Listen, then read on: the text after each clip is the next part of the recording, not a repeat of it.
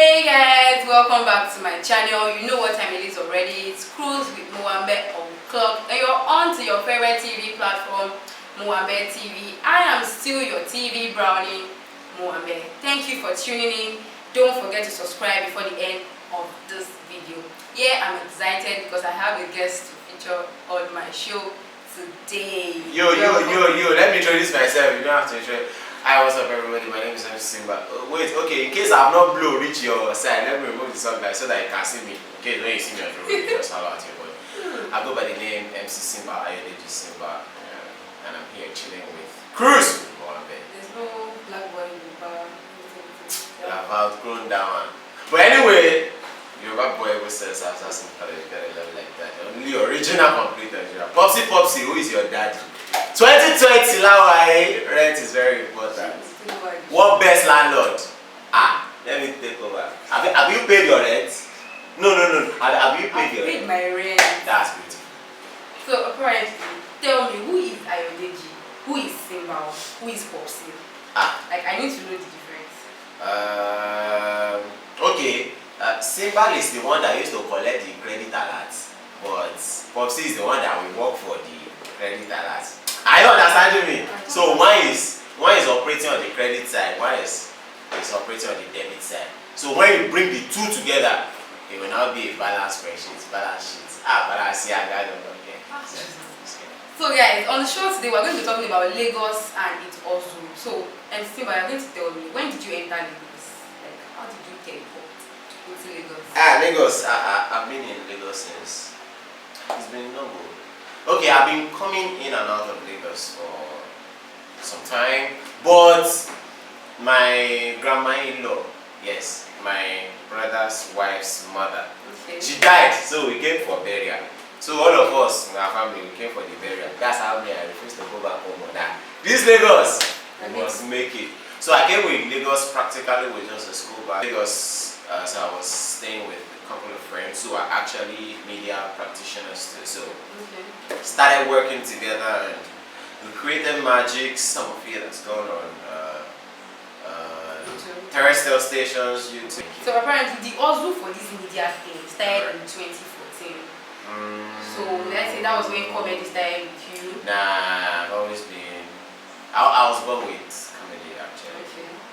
Although I was into stage acting, I was that typical stage actor that when I come on stage you start laughing. So I was a comic actor until sometimes in 2009. Yes. Then I was studying geology in McSimbal University Creative Fellowship, and so we are not proud. Is who we are. So some people feel intimidated by it. Yes. So I was actually mimicking our head of department there, and unfortunately, coincidentally, the man was by the door. I didn't know. So he's a Ghanaian. So you see the way they have all this kind of accent, and then he now has, if he's talking, you student. So he knew I was making. So he just told me that stupid boy. That is, and geology is opposite dramatic acting. Yeah. So you just say that you don't belong to this department, you belong to that place. So, and quite a number of my classmates, Lola, Sadiq, a number of them said, guy, this is just wasting now. Go to MC, blah blah blah. So I easily entertain my blockmates then. Yes, now our boy. In fact, I was not an hour, I'm still an hour boy, probably a white. You guys are white. So I used to entertain my blockmates then in Annex. Annex was for fresh boys, fresh guys. Yeah, no kidding. So I used to entertain, and then we did the program then. So a friend of mine, Fash Hakim, Olamide Wilson, I do something. That's his name. So he came to call me that guy, they are doing this show in Awo, come and entertain us. So I went there. So I cracked one. There's this joke about a whole lot of things happening there. So I cracked the joke and we mixed quite a number of celebrities together, and then the whole place went wild. So our boys then the board chairman, Bombata, is MC Tom now. He called me that, oh, Jack, will you go? Like, you're mad, go. He was like, don't worry, the next Amphi show, I will make sure that the boys carry you. So the next Amphi show, they took me after the normal Our Boys ritual. They collected the mic from the MC and gave them, and they started saying, Omo Wani, Omo Wani. So I went there, did my thing, the whole school was like, hey. So people that did not used to greet me before, five girls in school there, they said, oh, so you're a comedian. So I said, holy shit, I said, hey, now we find channel of you. So from there, started getting gigs. Oh, do you anchor events? So from there, friend of mine, I got my first dinner, castle dinner. In it was a fellowship. Castle dinner. They did it inside open field, long tennis. It was a friend of mine. I think she's into makeup. Yeah, makeover and all those gillies, something. I think she's married now. I forgot her surname. So she called me for the event. She was actually she was the one who got the event. She called me for the event. I was like, Simbalo, there's this event, blah blah blah. Let's go. So we did it. Trust me, the event was dope. Despite the fact that we were inside cold, people were gnashing their teeth and they were still laughing. So from there, started getting connects, and then from there, hooked up with some popular brands. Came over to. So it got to a point that one OAU, one McSimbal, and then I had a very good rapport with other. No, there were only two in OAU as of that time. Okay. One OAU is either McSimbal or Arole, and Arole was more of the church. Arole was a pastor. He's still a Woli, you understand? So he does more of the fellowship programs. I do both. I do this course. I could be Wobe and yes, I'm a church boy. Understand? So I blend easily. So and almost, if I'm not almost, everybody was my friend. We connected really well with almost everybody. So we did a couple of stuffs together. We're still doing stuff. So basically, you struggle from then till now. What can you say? How did it make you into who you are right now? Really, it's been great because I see the things we passed through in school then as it was like a testing ground. Because if I could combine entertainment in OAU with academics and I didn't have any extra, you understand? Okay. So people ask me that, how do you combine family life, regular job with entertainment? I just tell them that I finished from OAU without any extra and I was a top shot in school. So it was, and then I knew what I wanted. So God just helped me harness everything together into one. So it doesn't stress me the way people actually think is supposed to stress me. So I won't say it's God. It's God. God helped me to work smart. Okay. So basically that's. So collaborations with your friends, with other MCs, what can you say? Like the rapport that you can have, the relationship. Do you think it's cordial? Then collaborations with them, how far, how well have you grown into the media industry? I still keep in touch with almost everyone that but you know, we are not in school anymore, so everybody is trying to also, like Yoruba would say, is this okay? Be by no, carry on, so is this all? But there are a couple of upcoming projects that we are working on. Myself and MC Rio still with me this morning. I really stays a stone throw from my house. Ashirio still on my WhatsApp. So the communication, the rapport is still smooth. Okay. It's just the busy schedules, and you know, you have to be here. And coupled with the fact that, and even with lively, okay, a whole lot of it's a hub. I see OAU probably in the next 2 years as the center of entertainment hub in Nigeria, because every alumnus or alumni, you know, we are holding grounds in different spheres of entertainment, and it's been really good. So the rapport has been very smooth, and then we all are looking forward to working on a bigger project where we can really bring up those that are upcoming and then those that are up there, so that everybody's going to be fine. Are you going to tell me that you don't feel intimidated, kind of seeing those people that you started with already there? Maybe a lot of people know them, they call them for jobs overseas, and you don't somehow feel like you are a little bit behind, I don't want to say behind scared, but behind them, and you feel like, I can do better than these people, why are people not seeing me? Like, don't you just feel somehow when you see them there? The only time I get to feel somehow is when people come and ask me that, how far now, see these guys where they carry go show that time, they don't blow now, what's up, what are you doing? But actually they don't know what happens behind the scene.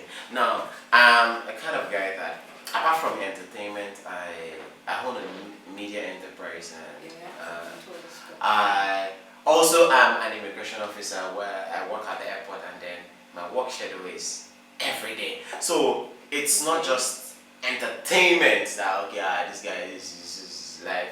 Now these guys, if I pick 1, 2, 3, they don't have what would I call it now? A regular 9 to 5.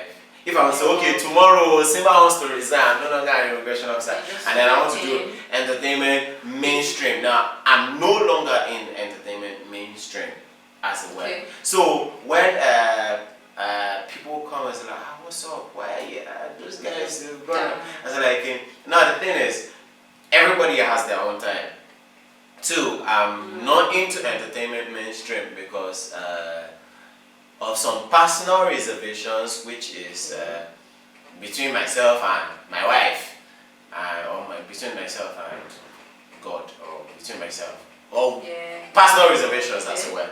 So basically, I have some stuff that I'm working on, where yes, you might see it and say, okay, now guy, this is mainstream, but to me it might not. It's just like be mainstream. Although I used to tell people that entertainment is my job. The 9 to 5 is the side also. Okay, my super responsibility about this. But yeah, that's just how I say it. Although this year 2020, I'm looking to devoting more time to entertainment. But really, my work schedule is crazy. It gets so hectic at times that I pray for strength that God, I just need strength. There are times, probably throughout the week, I don't get to sleep because I know I need to keep putting things out, because the worst thing is don't stop, keep moving, even if you are crawling. So that consistency, and there were times that probably work took me to trainings, and then I just get shut out of the entertainment sphere for 6 months, a year, and then so those hiccups are actually, and the thing about entertainment, it's not loyal.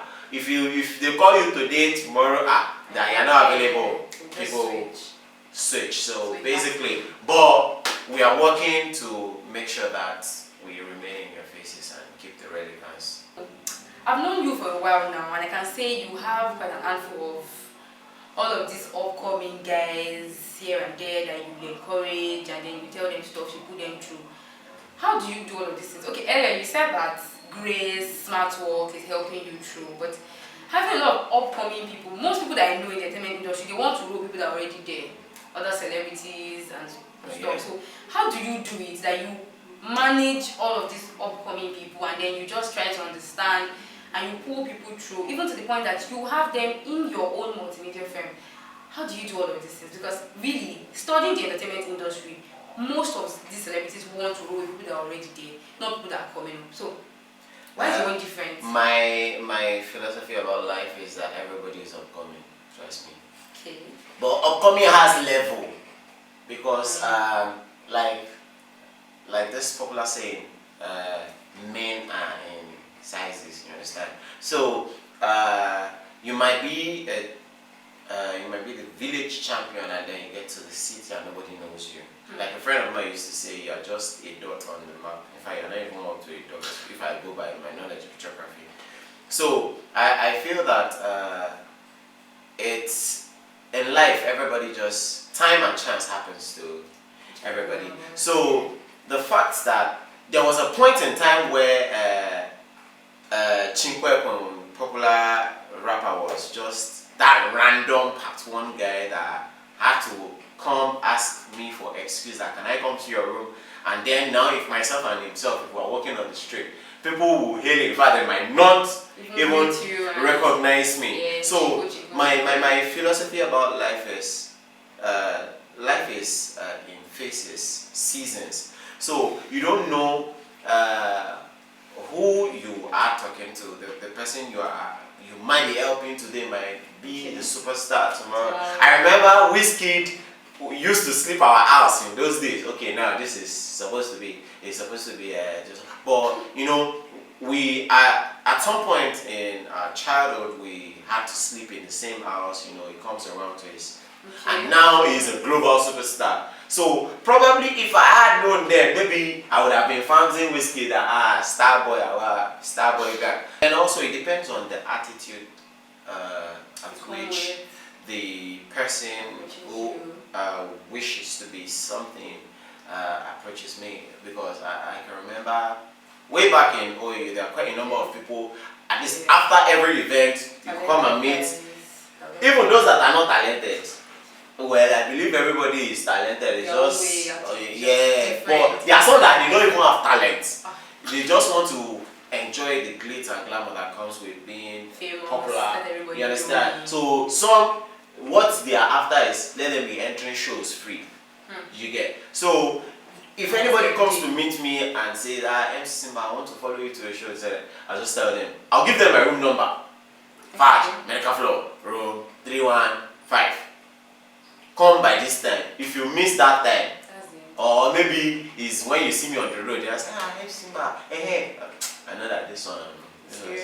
So the first day I met Chinkweko, it was after church in fellowship there, and then he told me that it was a friend, a friend of his that I was actually interested in taking along to events because the guy is good.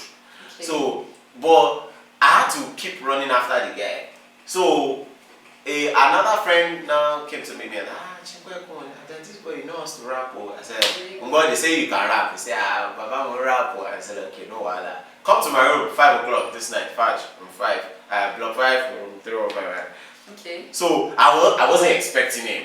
So and in my room then I had a lot of friends, DJs around. So people were always around my room. So when he came that day, I was like, our rapper have arrived. So when he came, I was like, okay, I just told one of my friend DJs, give this guy beats, and they dropped the beat and started freestyling with everybody. I was like,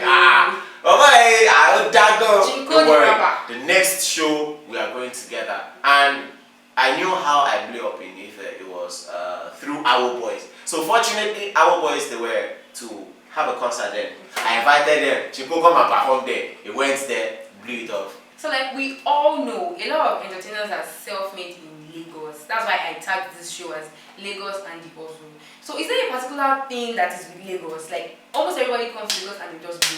Like consistency, hard work, but what's the argument? What's with Lagos? What do you think? Lagos is the hub. So take it or leave it.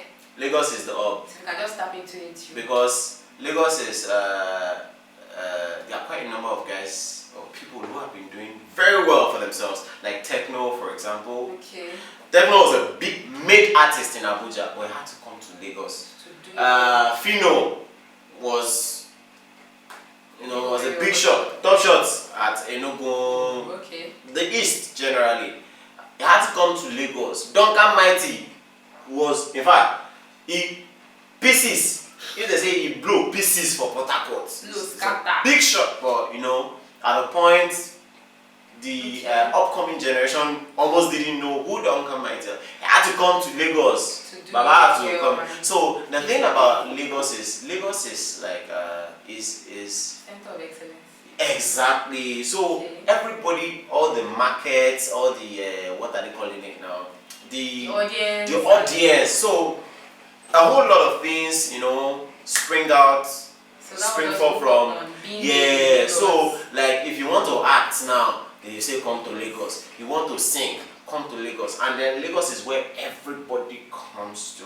So you can easily meet. I can just walk up to. Let me say I can bump into celebrities, and then okay, for example now, Danny Crane was performing at the beach, and then Two-Face sees him and said, "Oh man, this guy is good," because this is where these guys hang out, and it is where they are owning hotspots that I mean, it is when they on Wi-Fi that your phone will pick out spot. You understand? So basically, I think where it's a concentration of opportunities, because the top shots, that's where they. With that being said, where do you see the entertainment industry in the next 5, 10, 15 years? Because everybody just wants to get in there, do their thing, blow, make some money, let everybody know. Because a lot of people are shifting from business into entertainment, like show business. So where do you see showbiz in the next 5, 10 years? It's evolving. It keeps evolving every day, and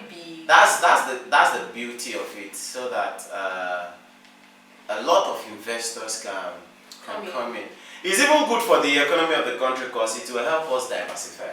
Nigeria it's has not a just market, actually. Yeah. So see, we have how many people in this country? If they say only people in Lagos alone, you do a product and then they patronize you, you are made.